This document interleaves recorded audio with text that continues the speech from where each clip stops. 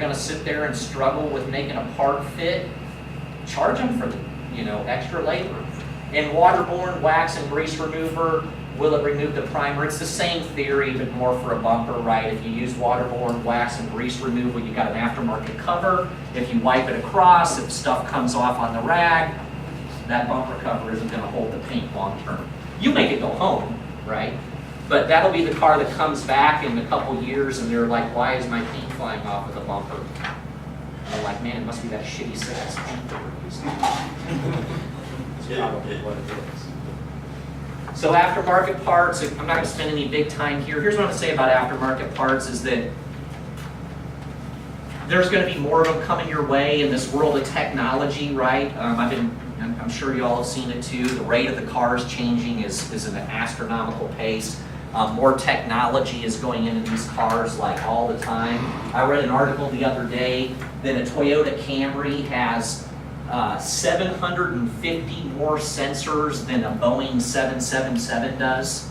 So, imagine the two different sizes there we got going on, right? So, and that's just going to keep happening, right? It's going to get more and more crazy. And then the aftermarket parts with all this technology stuff is just going to keep getting more crazy. We've got TVs and seats and everything all over the place. The thing I'll tell you about on the consistent estimating piece is this aftermarket accessory type part stuff can cause you pain if you don't get ahead of it in the beginning, right? Makes sense? Like if you've got some crap that you've got to order that was an aftermarket add-on, get on top of that early. Don't wait till the end of the repair, which I'm guilty of doing, and then say, we'll deal with that at the end, and then you find out that it's going to take 2 weeks to get some damn aftermarket TV or something, right? I think we used to, I don't know, y'all can tell me, I used to have a lot more of this in the mid-90s when cars, I felt like were getting stolen a lot easier. I don't know how y'all feel about that. You still get Tahoe stolen with all the TVs gone and the entertainment system's gone. You get that much of that stuff anymore? Because OnStar is so much better at stopping that stuff, quite honestly. What were you saying? Not as much as you used to. When it does happen, the point is to just get on top of it and know it. I'm using TVs. It could just be an aftermarket wheel, right? We get plenty of that crap, Kappa, just so you know, I know none of us really do this very well. I will say this about aftermarket sheet metal. I think we can all agree in here, it's actually quite a bit better now than what it was 10 years ago, wouldn't you say? As long as it's Kappa. Yeah, as long as it's Kappa. And this is what I'm talking about, Kappa, right? So the thing is about Kappa, I will give Kappa a little credit. They actually really do kind of try. I was actually shocked after I left the shop. Had the pleasure of talking to some of these people and actually going to one of their manufacturing plants where they go to. And the thing is you know what? If we fill this complaint code out on a part that doesn't fit and they get enough complaints, they will actually retool and remake that part again. And I realize it's another step for us, right? But we don't really tell them, when they don't fit, so they don't really know, so they don't know to try to address it. My point of this babble is I know it's extra time. The complaint form's an old school way. You can go directly to their website, pull that yellow tag off, fill in a couple things and send it off and tell them that it doesn't fit for shit, basically. And if they get enough people that do that on that part number, they will try to make an adjustment. So. Reman parts, are they in stock? Are they still damaged? All questions we should ask ourselves. Are they price effective?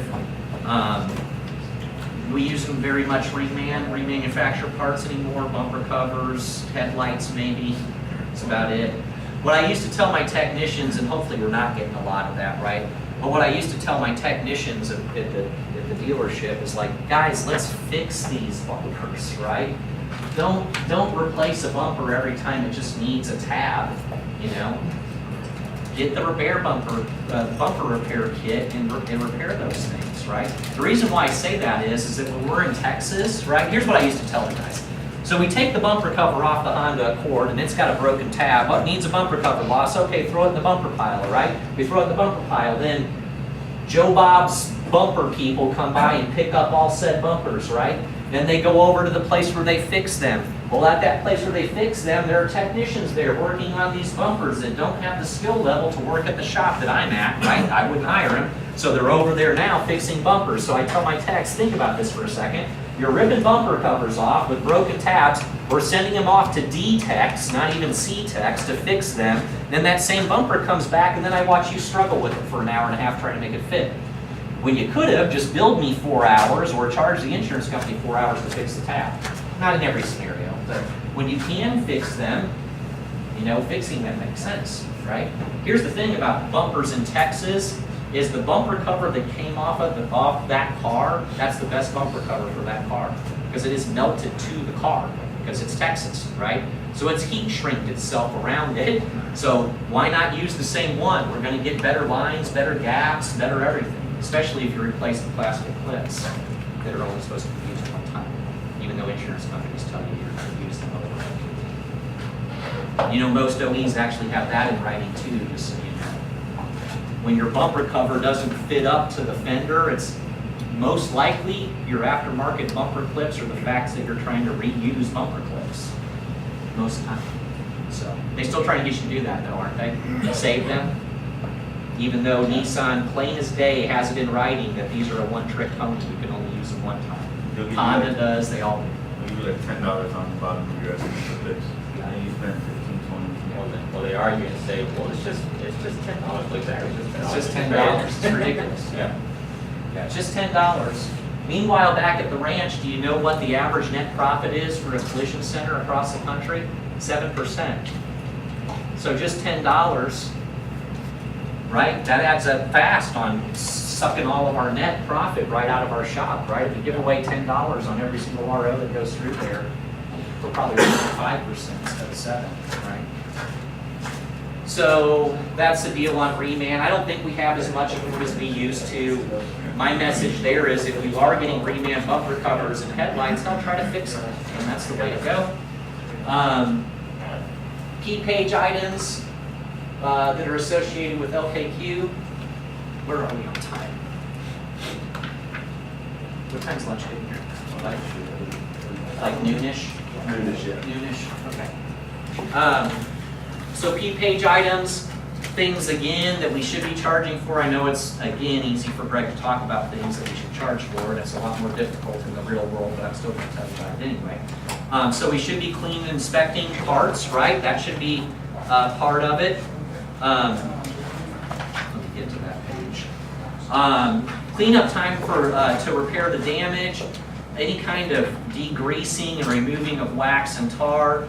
There should be a material allowance for cleanup, right? They got this funny thing where they just want to give you an hour or two at cost, and then they don't want to pay you any material to fix the car, right? Again, there's an argument to be had there. Corrosion protection, we must do.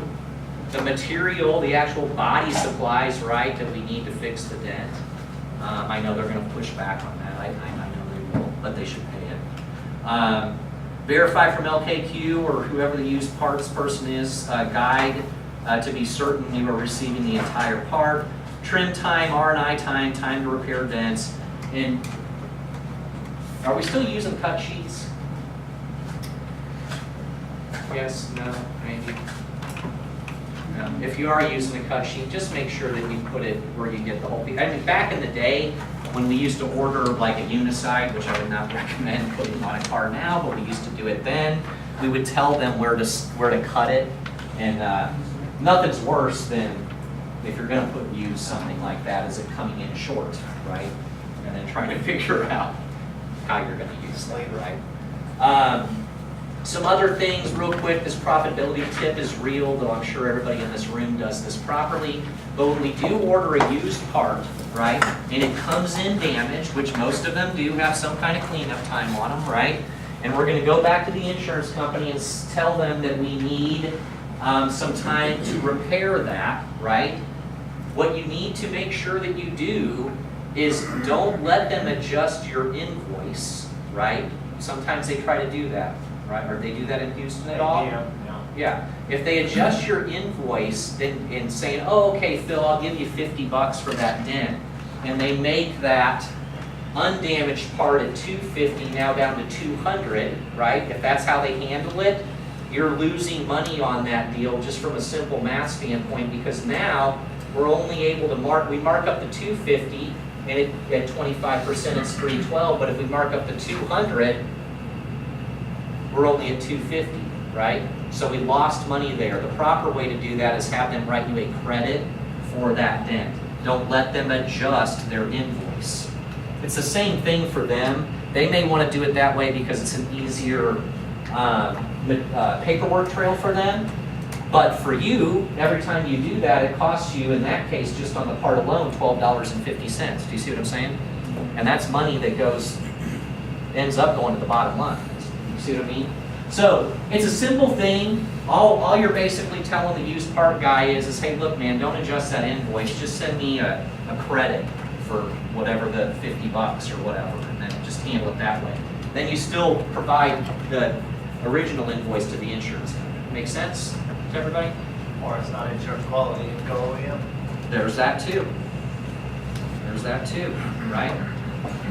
So repair versus replace decisions. Get out of this parts crud. Oh, the other thing I was going to tell you, and I don't have a flip chart, on that markup page there. The other thing too, and I just want to put a bug in your ear, right? Just make you think about things. We've been putting up with 25% markup on our parts for as long as I can remember. And I don't think anybody in this room can tell me why, other than we just agreed to it, right? And I know this is not something that you're going to be able to change necessarily overnight. But you do realize when you mark something up 25%, you're really only clipping out at a 20% gross profit number, right? Not a 25% gross profit number. And there's really no law in the state of Texas or anywhere else that says you can only mark something up 25%. So again, I realize we got to keep our relationships and all those kind of things going. But I have shops out there now that are starting to say we're marking things up 33% or 35%. They're starting to push back on those things, right? Because quite honestly, it's ridiculous. We only mark it up 25%. There's nothing that you buy in your day-to-day, by the way, that's marked up 25%. That loaf of bread that you buy is probably marked up like 110, you know? So just something to think about. I realize you can't change that overnight. I had a shop that basically just changed their whole attitude towards that. Now they're not DRP, so they're able to kind of push it that way, but they're now they're getting 35% markup on those things now, on those parts. Where's the shop at? Dallas. Big deal. No DRP. Don't use many of those parts either, Dallas, so it's not that big of a deal. It may be bigger for some, right? I just wanted to bring it up. I just want to make you think that just because it's been getting done this way for all this time, that doesn't make it right, you know? And just because we've always, the funny thing about the insurance, or our industry, right, the collision side, is if you've been doing this long enough, we are literally fixing cars the same way. I heard some of you in here say you had an uncle and whatever, right? Family, right? So you grew up in a shop, you've been there since you were 13. If you go back and look at your shop now, is it really running any different than how your uncle or grandpa or great-grandpa ran it? It's not. And it's really kind of sad, considering how much the cars have changed and everything that's changed, we haven't changed. I jokingly tell people the only thing that's changed at collision centers from our approach to repairing cars is we no longer fill the dent with lead. And we don't braze. Well, that's not true. We're starting to braze again, actually, right? But we didn't braze for a long time, but now we're starting to again, you know. But that's the reality, though. We still have the same mindset and strategy, like we've always done it this way, so we're going to keep doing it this way. Quit thinking like that, right? You got to change your approach. So repair versus replace decisions, all these things come into play when we're deciding whether or not we should repair or replace something. Where is the damage located? What's the extent? Can it be repaired properly? What else needs to be painted if it's replaced? Can you secure enough time to repair it? What's the cost? What's our workload, right? If we actually got to make decisions that were better for our business as opposed to better for the insurance company, our decisions would change a little bit, right? So most people will say, man, repair versus replace, I want to repair as much as I can, especially my shop owners. Why? Because my gross profit on labor is the highest of any place there is, right? So the argument would be is if something's borderline, I want to repair that part. Would you agree? Not agree? Right? Because my labor gross profit is higher.